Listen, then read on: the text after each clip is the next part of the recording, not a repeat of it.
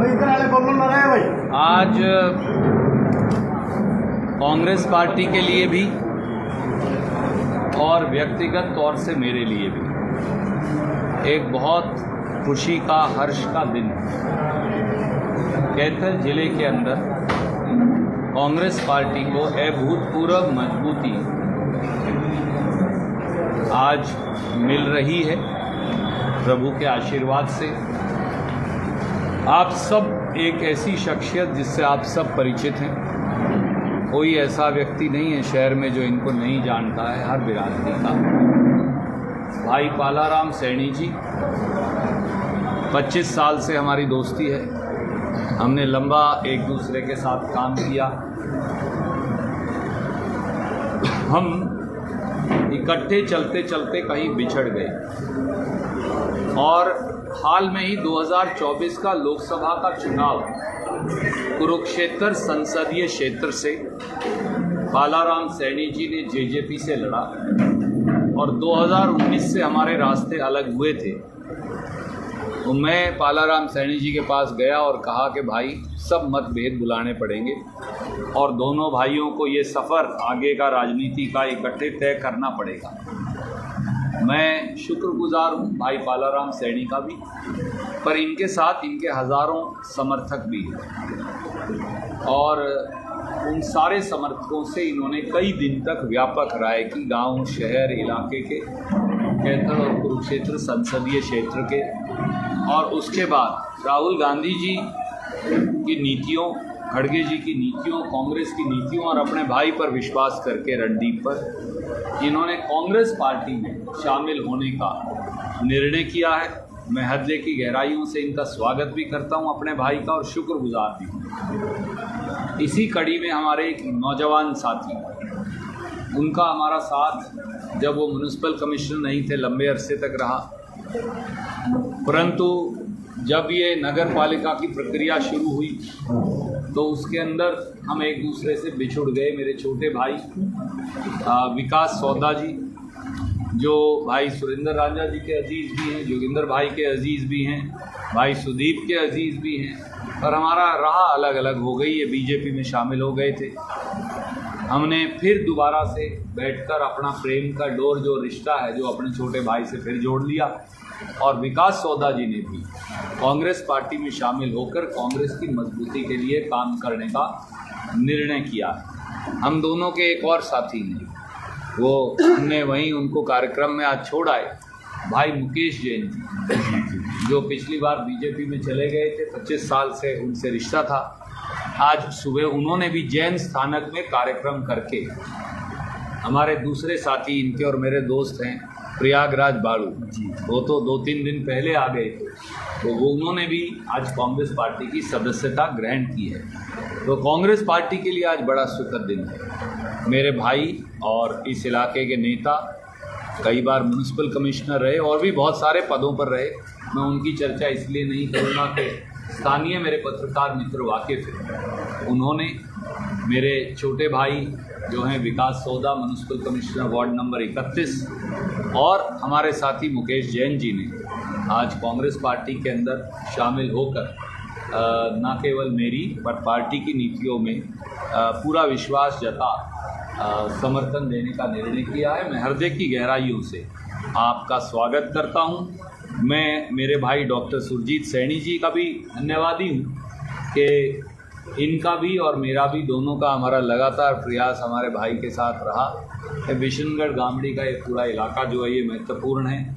इनके साथ साथ कोलू खणोदा जी और सरदार धर्म सिंह जी, राजकुमार जी, अश्वनी जी, तनुज जी, रवि सैनी जी, दर्शन सैनी जी, राजेश सैनी जी और भाई विकास के साथ शिवा सैंसी और सैकड़ों और साथी हैं और हज़ारों साथी भाई साहब के। आज हमने उन्हें बुलाया नहीं क्योंकि यहाँ वो संभव नहीं था सबका शारीरिक तौर से मौजूद रहकर शामिल होना। हमने ये कहा कि हम सब साथियों की हाज़िरी आपके माध्यम से कैथल की जनता के समक्ष लगवाएंगे। तो मुझे ये लगता है कि ये सुखद संदेश हरियाणा में आने वाली 3/4 से अधिक बहुमत से बनने वाली कांग्रेस की सरकार की ओर इशारा करता है और हमें ये विश्वास है कि इतनी शक्ति और इतना गठजोड़ और इतना भाईचारा मैंने शायद कभी 2009 के चुनाव में भी नहीं देखा, जो इस बार दिख रहा है। और ये दर्शाता है कि भारतीय जनता पार्टी पूरे हरियाणा में तो 10 के आंकड़े से कम पर सिमट जाएगी और अधिकतर क्षेत्रों में बीजेपी की जमानत जब्त होगी। ये लोगों का फैसला है, कांग्रेस का नहीं या हम लोगों का नहीं, क्योंकि वोट की चोट से लोगों ने निर्णय किया है कि भाजपा के अहंकारी शासन, भ्रष्टाचार जनक पार्टी के भ्रष्टाचारी शासन, बिकती हुई नौकरी की मंडी में बच्चों के भविष्य की बोली लगाते हुए भाजपाई शासन, इसका खात्मा और अंत तक। कोई भी सवाल आप जी, खिलाड़ियों को कांग्रेस में मौका दिया है तो टिकट की बात की वजह कांग्रेस ज्वाइन कर दिया है। ये भाजपा आरोप लगा रही है लोग पहले भी राजनीति कर रहे थे, इसीलिए लोग ये आदरणीय साथी, भाजपा हरियाणा की पहलवान बेटियों से अक्सर गाली गलौज करती आई है। बीजेपी ने हरियाणा के किसान और खेत मजदूर को गुंडा, आतंकी, आतंकवादी, नक्सलवादी, बदमाश, हम सब लोगों को ये कहा। उसके बाद पहलवान बेटियों के बाल से पकड़कर संसद के उद्घाटन के दिन उनको दिल्ली की सड़कों पर घसीटवाया। तो भाजपा की ये गाली गलौज की शैली नई नहीं है। उनके सब नेता इसी गाली गलौज की परिभाषा को ही जानते हैं। उनकी गालियां उनको मुबारक। कन्हैया मित्तल के कांग्रेस में शामिल होने की चर्चा है। कन्हैया मित्तल के कांग्रेस में शामिल होने की चर्चा। मेरी जानकारी में नहीं, महासचिव जी से अगर पूछे तो शायद वो बता सकते। रणदीप जी, आपने अपने विकास कार्य गिनवाए, सीताराम ने कहा है कि मेरे सामने कभी डिबेट में बैठे, सब बताइए उनको किस तरह।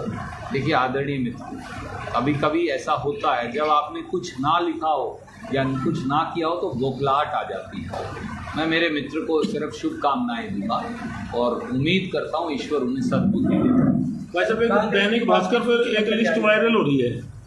सब ऐसा है, अभी कोई लिस्ट आई नहीं है, तो अब में कोई ना कोई फर्जी लिस्टें आती रहेंगी। जब तक AICC से औपचारिक लिस्ट जारी ना हो तब तक किसी लिस्ट को आप सही नहीं। कब तक ये इसका जवाब दीपक बाबरिया देंगे।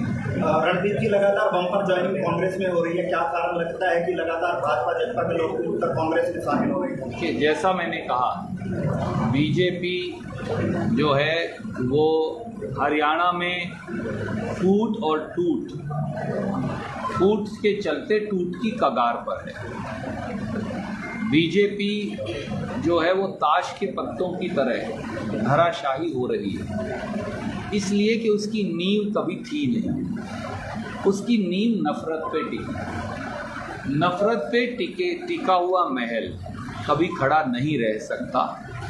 जब भी प्रेम की आंधी आएगी तो वो धराशाही हो जाएगा, नफरत उड़ जाएगी। यही बीजेपी के साथ हुआ। एक आपका बयान नेशनल टीवी पे चल रहा है कि आप मुख्यमंत्री बनना चाहते हैं और ये आपके साथ गठबंधन के खिलाफ है, आप उसको अपने मेरे मित्र, आपने मुझे उम्मीद थी कि आप इतने सजग पत्रकार हैं, वो इंटरव्यू आप देखते।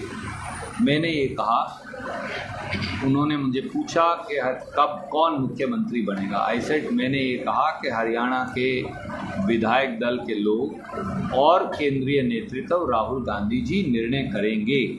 राजनीति में प्रांत को चलाने की महत्वाकांक्षा गलत नहीं, पर वो महत्वाकांक्षा पार्टी के अनुशासन से ऊपर भी है। गठबंधन पे आप क्या करेंगे? गठबंधन का भी आपका बयान चला कि आपके साथ। देखिए, मैंने ये कहा, मैं आप देखिए किसी और चैनल के इंटरव्यू से आप क्या लेंगे, छोड़िए ना।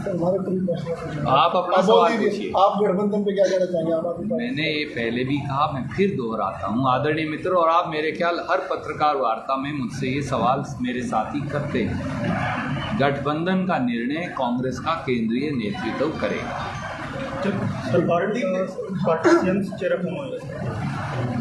कांग्रेस पार्टी की ये रवायत है कि हम मुख्यमंत्री का चेहरा प्रोजेक्ट नहीं करते और सामूहिक नेतृत्व के आधार पर चुनाव लड़ते हैं। बहुत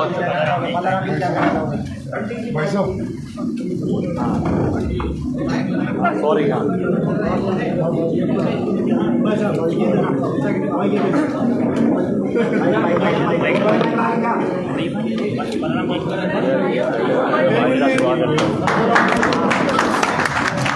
तो लगातार तस्वीरें देख रहे हैं कैथल के किसान भवन से सुरजेवाला के निवास स्थान से, जहां पर आपको बता दें कि रणदीप सुरजेवाला वार्ड नंबर 31 के पार्षद विकास कुमार को कांग्रेस पार्टी ज्वाइन करवाते हुए, इसके साथ साथ पालाराम सैनी जो जेजेपी के लोकसभा के प्रत्याशी हैं उनको आज विधिवत रूप से कांग्रेस पार्टी ज्वाइन करवाते हुए सुरजेवाला जी। तो इसके साथ तस्वीरों में देख सकते हैं कि यहाँ पर विकास कुमार जो वार्ड नंबर 31 के पार्षद हैं उनको आज विधिवत रूप से कांग्रेस पार्टी ज्वाइन करवाई है।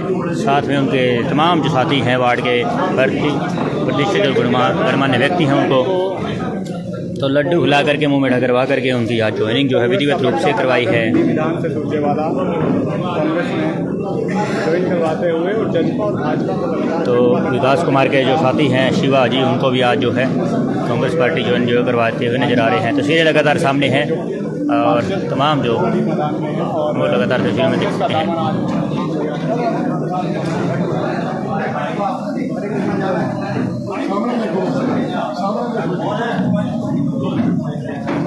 तस्वीरें देख सकते हैं लगातार आपके सामने हैं किस प्रकार से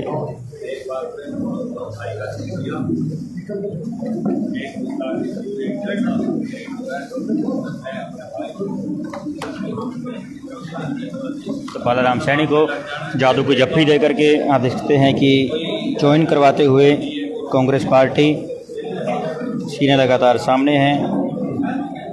कांग्रेस पार्टी में एक बार फिर पालाराम सैनी ने आस्था जताई है।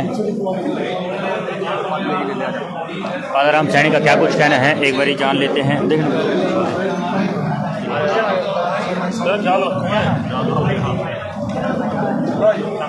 जी पालाराम जी, क्या कुछ कहना चाहेंगे आज एक दोबारा से मेरी कांग्रेस पार्टी जीती है? आज श्री रणदीप सिंह सुरजेवाला जी की अगुवाई में कांग्रेस पार्टी ज्वाइन करी है, सभी साथियों के साथ मिलके विचार विमर्श करके। और हम चाहेंगे कि कैथल की जो जनता है, ये जो हवन हो रहा है 2024 का, सभी इसके अंदर आहुति डाल लें कि हमारा जो कैथल है जिस तरह से 2004 से लेके 2014 तक कैथल ने तरक्की की है, दोबारा फिर से कैथल तरक्की के रास्ते पे चले, जो कि 10 साल से कैथल के अंदर कोई भी काम नहीं हुई है। लीलाराम जी कह रहे हैं कि जितना काम मैंने करवाया रणदीप सुरजेवाला ने कुछ नहीं करवाया। वो कैथल की जनता जानती है कि लीलाराम जी ने क्या करवाया है, भली भांति पूरी जनता को पता है। 2004 से लेके 2014 तक कैथल में काम हुए हैं, उसके बाद कैथल में कोई काम नहीं हुए हैं। चौधरी शमशेर सिंह सुरजेवाला और रणदीप सिंह सुरजेवाला ने, चाहे मैं बस स्टैंड की बात करूं, या मैं यूनिवर्सिटी की बात करूं, या मेडिकल कॉलेज की बात करूं, या मैं ड्राइविंग कॉलेज की बात करूं, ये सारी की सारी जो देन है ये रणदीप सिंह सुरजेवाला की देन है। और मैं तो कैथल की जनता से हाथ जोड़ के अपील करता हूं कि अब की बारी मुख्यमंत्री हम कैथल से बनाएं, जो कि भाई साहब मुख्यमंत्री की लड़ाई लड़ रहे हैं। और अब की बारी कैथल की लॉटरी लगने वाली है, जो कि रणदीप जी मुख्यमंत्री बने। लीलाराम के बारे में क्या कहना चाहिए? लीलाराम जी ऐसे चुनाव मैदान में हैं। लीलाराम जी के बारे में क्या कहेंगे, पूरा कैथल जानता है, छोटे भाई बड़े भाई, इससे फालतू कुछ भी नहीं है। लीलाराम जी 2000 से लेके 2005 तक भी रही हैं, तब भी उन्होंने कुछ नहीं किया और अब भी उन्होंने कुछ नहीं किया सिवाय बातों के। आपने साथ ऐसा विधायक जो ये कहता है कि अफसर मेरी मानते नहीं है, फिर ऐसे अफसर को, ऐसे विधायक को लोग वोट क्यों देते हैं? आपने वोट साथ तो उसको दो ना, वोट उसको दो जिसकी चलती हो। और जो आज अफसर हैं वो कौन है? वो ऊपर से तो गिर नहीं रही हैं, वो हमारे भाई हैं। अगर उन भाइयों के साथ हमारा बर्ताव ठीक होगा तो वो काम करेंगे। तो रणदीप सिंह सुरजेवाला को काम करवाने आते हैं, वो पढ़े लिखे एक जेंटल पर्सन है और भारत की राजनीति में उनका एक अपना स्थान है। तो चलिए बाहर की तरफ चलते हैं और बाहर विकास कुमार जो वार्ड नंबर 31 के पार्षद हैं उनसे बातचीत करेंगे कि किस प्रकार से उन्होंने जो है आज कांग्रेस ज्वाइन करी है और उसके बारे में जानकारी लेंगे।